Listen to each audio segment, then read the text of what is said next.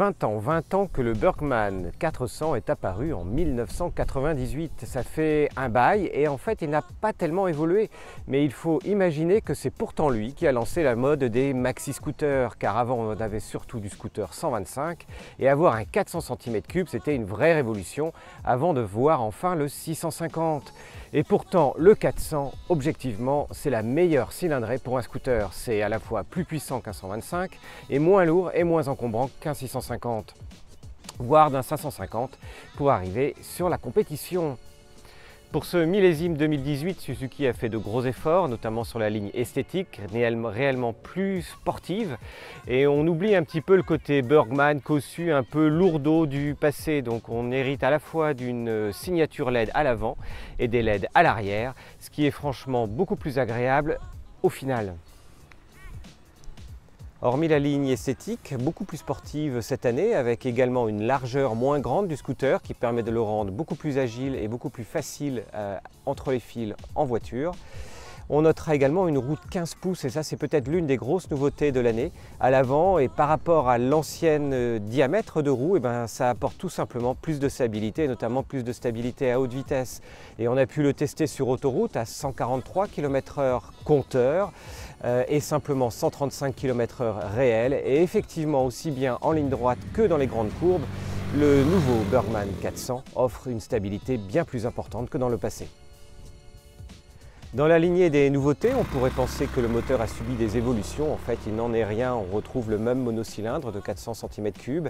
Il a simplement été revu pour offrir plus de couple à bas et moyen régime. Et ça, c'est la vraie nouveauté également, puisque l'utilisation du Bergmann 400 reste malgré tout un Bergmann plutôt urbain, qui bénéficie donc au jour le jour d'accélérations plus soutenues au feu rouge.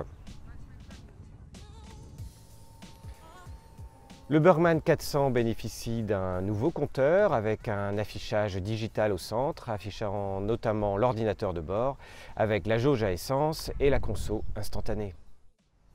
Côté rangement, on retrouve deux vides-poches à l'avant par rapport au vide-poche précédent plus grand, dont un vide-poche à gauche et un vide-poche à droite, dont le gauche bénéficie d'une prise 12 volts bien utile pour arriver à mettre même un très grand smartphone.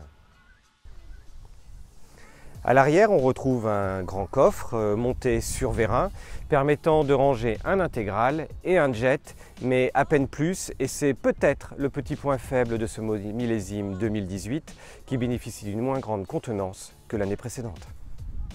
Gros point fort de ce millésime 2018, on retrouve une selle complètement revue, mieux finie, avec des surpiqûres, qui offre une assise à la fois confortable pour le pilote ou le conducteur, mais également le passager.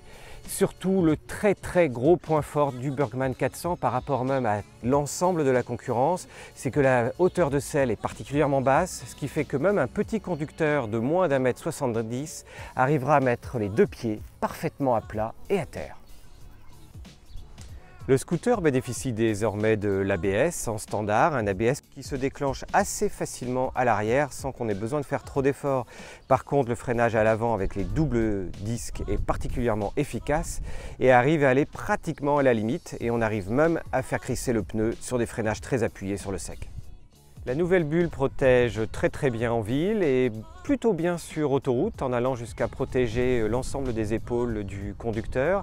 Elle n'est pas très large, mais par contre elle ne génère non plus aucun son désagréable dans le casque et permet en fait de cruiser à 135 km/h vitesse réelle sur autoroute sans aucun souci et tout en étant bien protégé.